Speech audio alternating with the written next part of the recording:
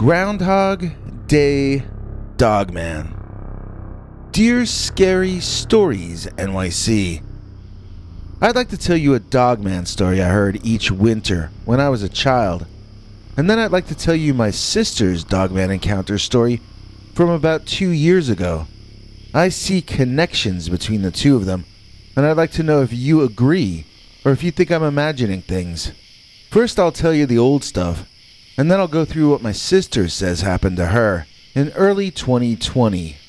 My family has a sort of a Dogman tradition going back generations, although it wasn't called a Dogman when I was told the story. It's a legend passed down for over a century about the supposedly real reason that a town in northwestern Pennsylvania no longer exists. The legend involves what we would call a Dogman, but which the German and Dutch immigrants to America referred to as a werewolf. It should be noted before I begin that in Dutch tradition, the werewolf is not a victim of a curse or affliction, as in so many American horror films of the 20th and 21st century. The Dutch culture gives us a werewolf far closer to Native American traditions of shape-shifting brujos and skinwalkers. When the Dutch people saw upright walking canids in Pennsylvania in those old days, the general assumption, from my understanding, seems to have been that werewolves or dogmen were thought of as some kind of wizard, a man who changed his form to be like a wild animal. This was not something you wanted to see, but I don't mean that in the sense that the werewolf was like bad luck. I mean that if you saw a werewolf in those days, in the Pennsylvania Dutch culture, you were not only encountering something clearly dangerous to your person, you were also presumed to be coming face to face with a death-dealing predator possessing the mind and soul of a brilliant shaman. So, one of these creatures, which I'm going to call dogmen or werewolves interchangeably, was far more upsetting to encounter than even a bear or a wildcat. The dogman in that culture was even more frightening than the Sasquatch because it could be assumed that these wolfmen were both insanely savage and of above average intelligence. My mom's side of the family describes themselves as Heinz 57 varieties because we're so mixed on that side. They basically represent everybody living in the United States, whereas my dad's family are Pennsylvania Dutch going back centuries. It was from his older relatives that my sisters and I heard the legend of the Petroleum Center werewolf. We heard it told at least once a year as we grew up, with different details included or left out each time, depending on the teller of the tale. I've done my best to remember as many different versions here and include as much as I can from each. Petroleum Center was a place in northwestern Pennsylvania, founded in 1866, visited by President Ulysses S. Grant in 1871, and abandoned by 1873. It really had that short a life, less than 10 years. I think the only part left of it is the bottom of the stairs that used to lead to the town bank, which is preserved in Oil Creek State Park. Apparently, our ancestors on my father's side lived there during that brief period when the town was booming. The general consensus in conventional history is that Petroleum Center just went out of business when the local oil dried up, and people quickly moved on to wherever the jobs were. My family's version of the history doesn't actually dispute any of that traditional history. The city might have fallen to ruin anyhow, probably not too long after it did, but in the version of the tale told by my father and his blood kin, the death of the town was sped up and pushed along by the appearance on Groundhog's Day of the Pennsylvania Dogman. Now, Groundhog's Day is supposed to have its official origins in the late 1800s, but it was an adaptation of far older European pagan practices. Over there, it was about weather predicting hedgehogs and badgers, and the old traditions got adapted to fit the Pennsylvanian groundhog, when the Dutch and the Germans came over to the United States. I did some cursory research on the internet before writing this, and supposedly there is evidence by way of a diary entry from a shopkeeper in Reading, Pennsylvania, dated February 4th, 1841, in which Groundhog's Day and Candlemas are combined into one celebration. So we know that at least in Pennsylvania, and at least among the Dutch immigrant population, Groundhog's Day goes back very far. Now I'll jump to where our family story begins. It was February 2nd, Candlemas, and the leaders of the town were on the edge of their settlement, apparently at a very large groundhog hole, waiting for the creature to put in his appearance. They had erected a small stage for the occasion, and a viewing area from which the public could gauge the groundhog's behavior. There were patriotic and colorful banners everywhere, and a brass band ready to perform one tune or another, depending on what the groundhog did.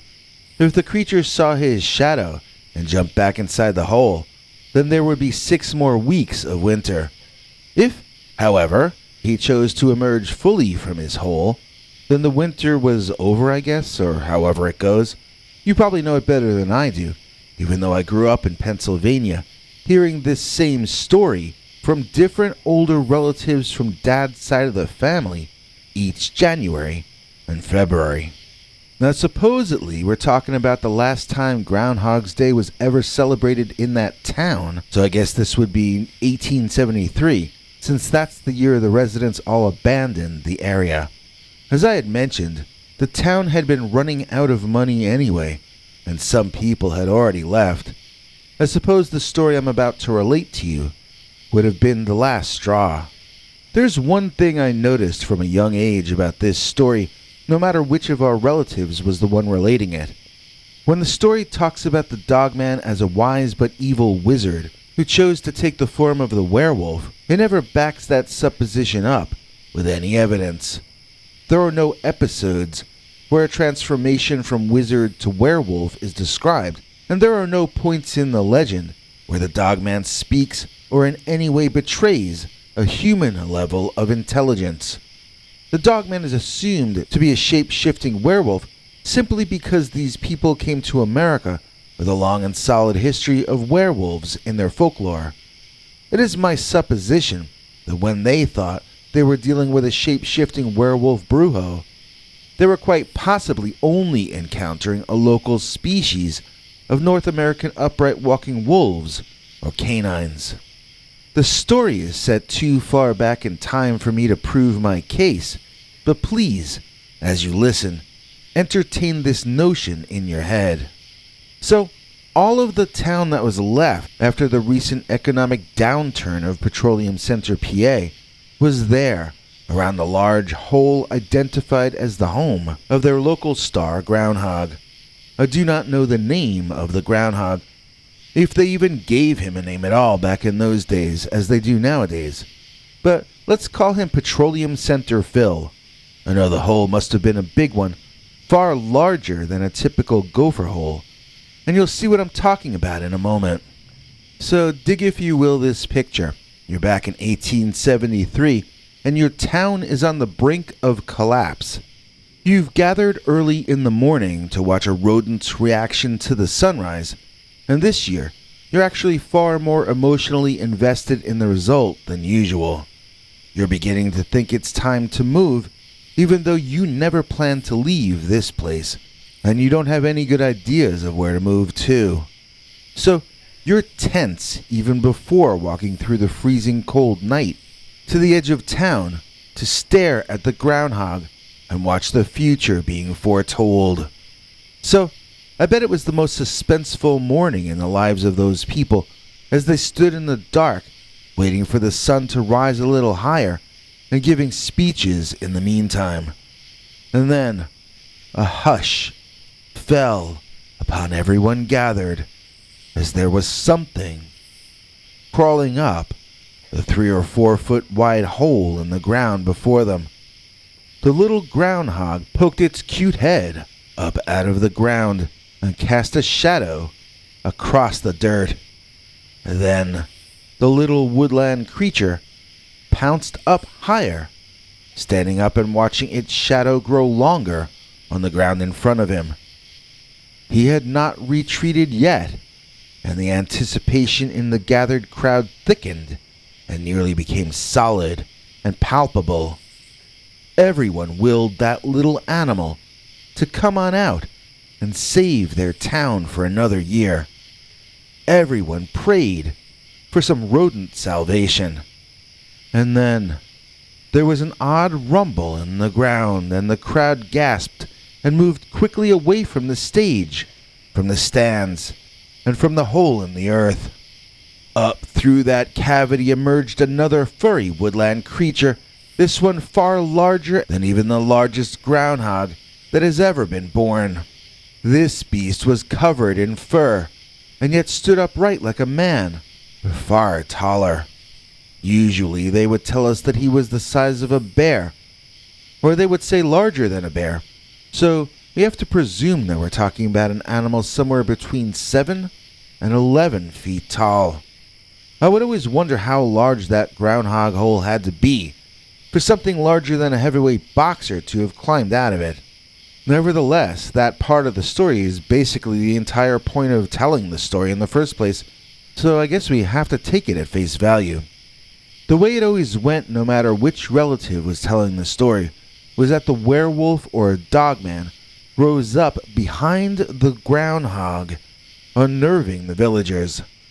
Then, the groundhog saw the vast and long shadow created by the upright walking canid, and that shadow frightened him back inside his hole.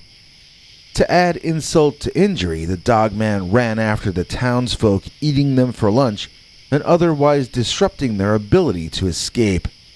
Basically, whoever the dogman didn't finish off moved away as fast as they could. Bad finances brought the town to its knees, but in our family, we hold on to the belief that it was the dogman who actually put the final nail in the town's coffin. You're not going to find that version in any history books, though, and I don't really know how much of it was even true. I mean, I personally believe that there must be some truth behind the story for it to have lasted long enough for me to hear it. My sister, who told me to call her Edna in this, which is a private joke, always disagreed with me on this subject. She felt that the story was clearly some kind of fable or cautionary tale that had been told for so long that the original meaning was lost to history. She didn't know what the werewolf was supposed to represent, but she was sure he was intended as an allegory or some such literary device.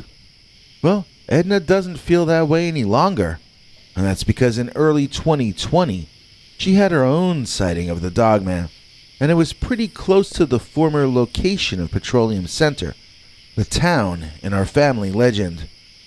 Well, okay, it's an hour's drive away, but that's not really too far in the grand scheme of things. She was camping in late winter or early spring in the Allegheny National Forest, and we think we narrowed it down to having happened just near the Minister Creek campground.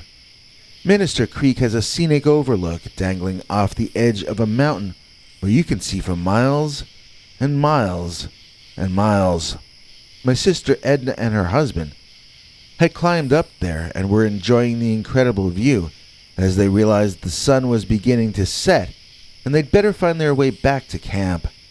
As they began discussing their retreat, they both heard animal sounds in the woods behind them, and Edna said she smelled something she'd never smelled before. She didn't know it then, but it is now her opinion that she was actually smelling the Pennsylvania Dogman. They could tell there was an animal behind them in the woods, possibly blocking their path to get off the cliff and back to camp. They could also tell that it was large, whatever it was. Edna said she was thinking bear, when suddenly a rock about the size of a baseball came flying out of those woods. It split the difference between her and her husband and caused them to both duck down. If that had clocked either of them on their noggins, it would have been the permanent good night. That hill was sheer and rocky enough that you didn't want to fall down over there. especially not when you were unconscious. So Edna and her husband might normally have thought there was a human being in those woods throwing that rock at them. But by then, even Edna's husband could smell a musky animal odor coming from the trees, and they could see something moving around there in the growing darkness under the trees. Now you and I know that it was a Dogman, but those two were thinking Sasquatch. Bigfoot is known to throw rocks at people in the woods, and so Edna admitted to me that she and her husband were visualizing some kind of a big ape. They got the impression that the ape wanted use of the ledge to avail himself of the nice sunset view, and they wanted to let him have it too. The thing was, they couldn't tell if they'd be safe while trying to escape. The only way off the ledge was back into the woods, and it was already a little too dark for them to be able to see where their opponent was lurking inside there. Another rock was hurled, not as close to them as the first one, and with less velocity. Then they could hear the creature itself, fretting and unhappy inside the tree line. They were visualizing something simian or ape-like, as it made whimpering sounds from some place that they couldn't see. Soon enough, another rock came whistling fast out of those trees, not really coming too close to either of them, but not so far away either. Edna's husband lost his temper and threw a small rock he grabbed off the ground into the woods where the last rock had originated from. Well, if he didn't hit something, he came close enough to get it angry, because in that next second, a very, very large, hairy beast burst out of the forest and screamed at them like a furiously angry dog. The two of them caught each other from falling backward off the ledge and turned to face their furiously angry opponent, standing up bipedally like a man, yet covered in animal fur all over. It sounded like a dog speaking furiously in complete sentences, and in fact, its head looked like the head of a wolf or some kind of exotic canine. It was very much like a Sasquatch, but it was not in fact a Bigfoot. Or if it was, then it was a dog-headed Bigfoot. This was some kind of a werewolf-looking thing. Imagine a German shepherd, she told me, but the coloring was much darker with white speckles. It did not seem brown. It seemed black and white and gray with glowing white eyes. She did not get the impression she was dealing with a brujo, shapeshifter, or anything like that. My sister told me she knew this was an animal. It was a kind of animal she hadn't thought was real, but now that it was in front of her, attempting to drive herself and her husband backward off a cliff, she could no longer deny its reality. I asked her directly if it might have been a werewolf, if it might have been a man transformed into a monster.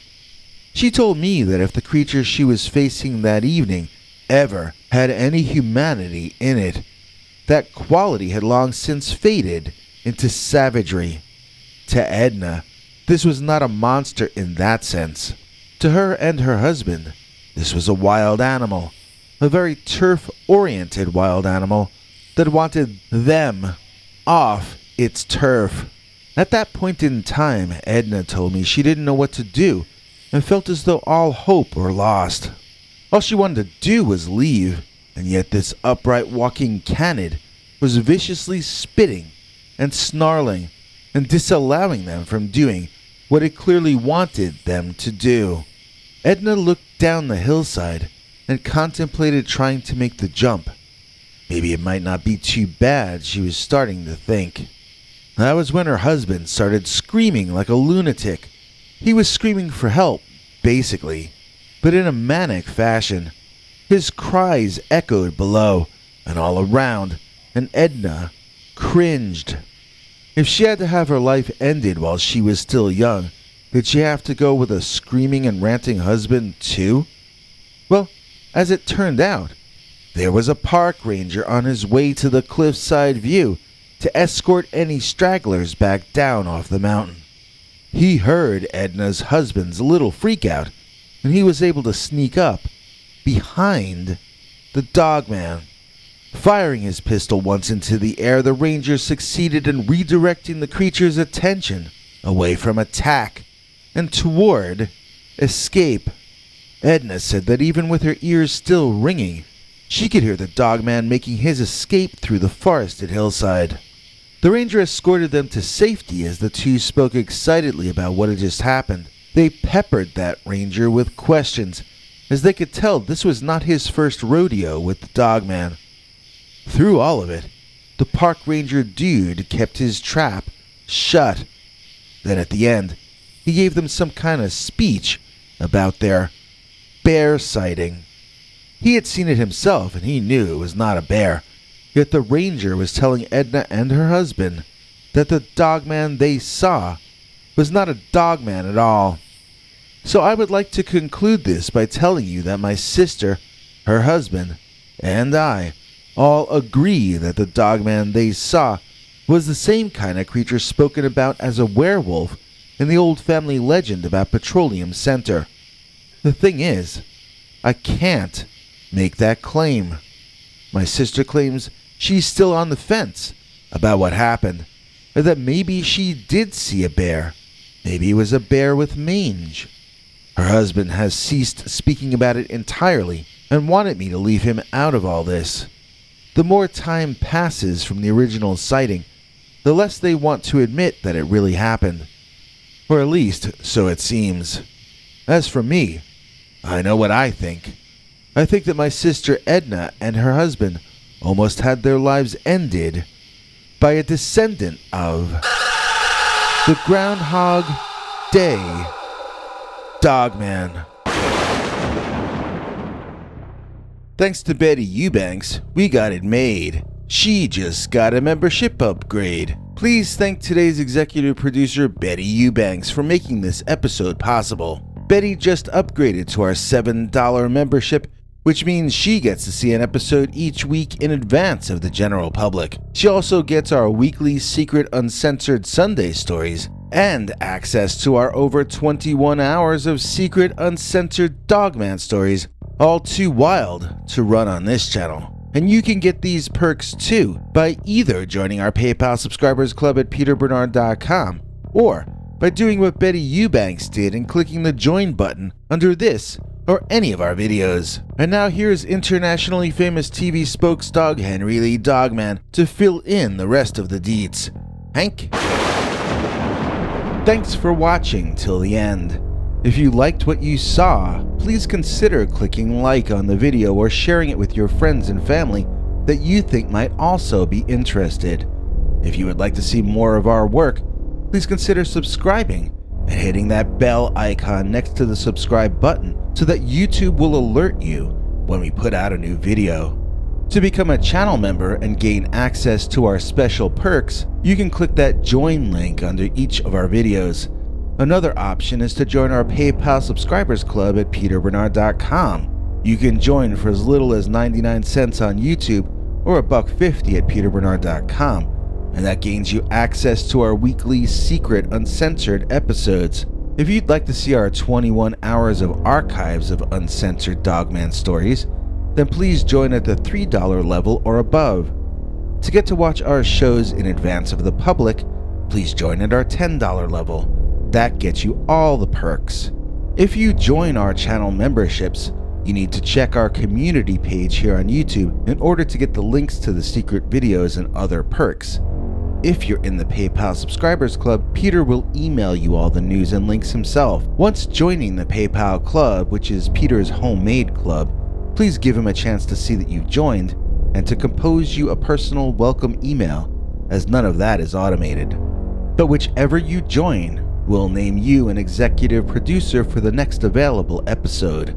Do you have a scary experience that you'd like to share with us? You can email us at scarystoriesnyc@gmail.com or call our Scary Stories voicemail hotline at 804-LA-SCARY.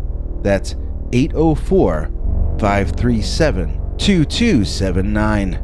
It's a Google voicemail box, so that means it keeps cutting off after every 3 minutes. If your story is longer than that, please keep calling back and we can piece it together on our end. Good night, and have a scary tomorrow.